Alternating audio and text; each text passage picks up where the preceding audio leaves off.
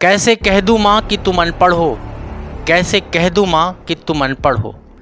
मेरी शिक्षा, मेरी दीक्षा, मेरे संस्कार, मेरी प्रगति के पीछे एक शिक्षिका की भांति सदैव तुम खड़ी रही हो। माँ, तुम अनपढ़ कभी नहीं हो सकती।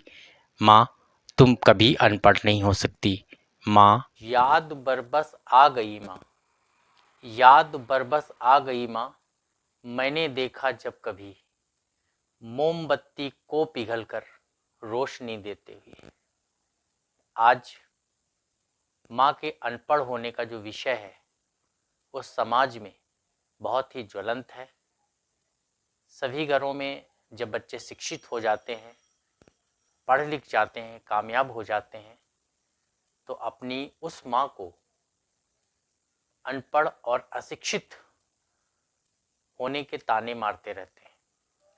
प्रायः देखा जाता रहता है कि जब बच्चे उच्च शिक्षा प्राप्त करके कामयाब हो जाते हैं तो अपनी उस माँ को, जिसने अपने उन बच्चों को उच्च शिक्षा तक पहुंचाने में, उन्हें कामयाब बनाने में अपनी महती भूमिका का निर्वहन किया होता है, उसे ही बात बात में अनपढ़, गंवार, अशिक्षित कह करके उसका दिल दुखाते रहते हैं। एक बहुत छोटी सी लघु कथा है, कहानी के रूप में आप समझ सकते हैं। एक बच्चा अपने पिता के पास दौड़ा दौड़ा आया और कहा कि पिताजी देखो, मैंने बहुत अच्छे नंबरों से परीक्षा पास की है। पिताजी शिक्षित थे। उन्होंने बच्चे की मार्कशीट देखी और कहा, वाह बेटा, तुमने तो 99% नंबर ला करके बहुत अच्छा काम किया। माँ किचन में थी। माँ को जैसे ही ये बात सुनाई दी, माँ भी दौड़ी दौड़ी आई और बच्चे के पास बैठकर उसकी मार्कशीट को बड़े उत्साह के साथ में छीनते हुए बोली कि मैं भी देखूंगी, देखें कितने नंबर आए हैं तुम्हारे।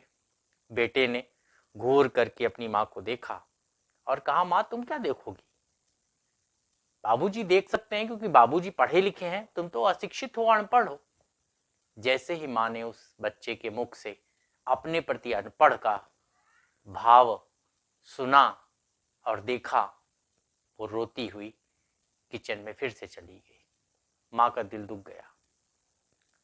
उसने ये सोचा कि जिस बच्चे को हम आज इतनी ऊंचाइयों पे पहुंचाने में इतनी हमने त्याग तपस्या की, वही बच्चा आज हमें अनपढ़ कह रहा है, अशिक्षित कह रहा है। माँ अपने आंसुओं को पोंछती किचन में काम करने लगी। पिता माँ के इस भाव को समझ गया और उसने अपने बच्चे की बात को पुनः दोहराते हुए ये कहा कि सच कहते हो बेटा, सच में तुम्हारी माँ अनपढ़ है। तुम्हारा कहना बिल्कुल सही है, वो तुम्हारी मार्कशीट में किस विषय में कितने नंबर आए हैं वो नहीं समझ सकती क्योंकि वो अनपढ़ है। और पिता ने अपने बेटे से कहा कि जब मेरी शादी हुई थी तो शादी के 3 महीने के अंदर ही तुम अपनी माँ के पेट में आ गए थे। मैंने तुम्हारी माँ से कहा था कि अभी बहुत कम समय हुआ है, चलो चलते हैं और एबॉर्शन करा देते हैं। अभी घूमना है, फिरना है, एक दूसरे को समझना है और इतने कम समय में बच्चे होने की जो स्थिति हो गई है उसे खत्म कर दिया जाए। लेकिन तुम्हारी माँ ने हमारी इस बात को नकार दिया। उसने कहा, मैं ऐसा पाप नहीं करूंगी। मुझे माँ बनने का जो सुख ईश्वर ने दिया है, मैं उस माँ बनने का सुख प्राप्त करूंगी। घूमने फिरने के लिए, एक दूसरे को समझने के लिए बहुत सी उम्र पड़ी हुई है। और फिर तुम्हारा जन्म हुआ। जन्म होने के बाद माँ ने किस तरीके से तुम्हारे लिए क्या क्या किया तुम्हें कुछ पता नहीं होगा। और ये कहते हुए पिता ने अपने बच्चे को माँ के अनपढ़ होने का एक प्रमाण पत्र किस तरीके से दिया, दोस्तों सुनिए। पिता ने अपने बच्चे से कहा कि जब उस डॉक्टरों ने बताया कि तुम्हारी माँ गर्भ से है, तो बच्चे के अच्छे स्वास्थ्य के लिए उसे निरंतर 9 माह तक दूध पीने को बताया गया। तुम्हारी माँ को दूध बिल्कुल भी पसंद नहीं था, दूध अच्छा नहीं लगता था, लेकिन तुम्हारे स्वास्थ्य के लिए उसने ना चाहते हुए भी 9 माह तक निरंतर दूध पिया, क्योंकि वो अनपढ़ थी ना। इसके बाद तुम्हारी परवरिश में रात भर जागती थी, जब तुम सो जाते थे तुम्हारे ऊपर उठ उठ करके कंबल डालती थी कि कहीं मेरे बेटे को ठंडक ना लग जाए, कहीं मच्छर ना काट ले, क्योंकि तुम्हारी मां अनपढ़ थी ना। तुम बड़े हुए, तुम्हें 7 बजे स्कूल जाना होता था, तुम्हारी माँ 4 बजे उठती थी, नहाती थी, तैयारी करती थी, तुम्हारे लिए नाश्ता बनाती थी, और 7 बजे तुम्हारा जब स्कूल होता था उससे पहले ही तुम्हारा लंच बॉक्स बना करके तुम्हारे बैग में रख करके तुम्हें छोड़ने के लिए गेट तक आया करती थी, क्योंकि तुम्हारी माँ अनपढ़ थी ना।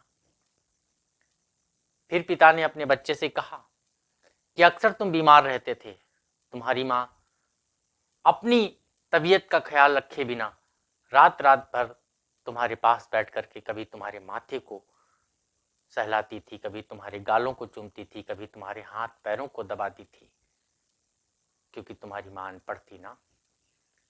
जब तुम थके स्कूल से आते थे और रात में किसी तरीके से अपना होमवर्क निपटा करके सो जाते थे, तो तुम्हारी उलझी हुई किताबों को, तुम्हारे उलझे हुए बैग को, पेंसिल को, रबड़ को वो सहेज के रखती थी, क्योंकि मेरे बेटे को सुबह स्कूल फिर जाना है, कहीं उसे फिर बिखरी हुई किताबों को समेटने में मेहनत ना करनी पड़े, क्योंकि तुम्हारी मां अनपढ़ थी ना।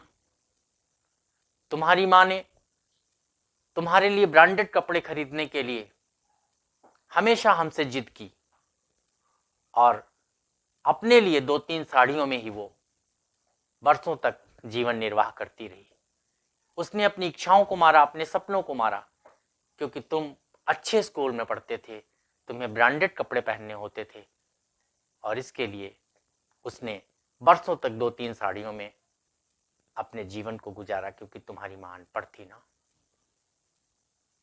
बच्चे को जब इस बात का एहसास हुआ कि हमने जो कुछ समय पूर्व अपनी मां को मार्कशीट देखने पे अनपढ़ कह दिया था, वास्तव में उस बच्चे ने कितनी बड़ी गलती की थी, कितना गलत शब्द अपनी मां के लिए प्रयोग किया था, जिससे मां का हृदय छलनी छलनी तार तार हो गया था।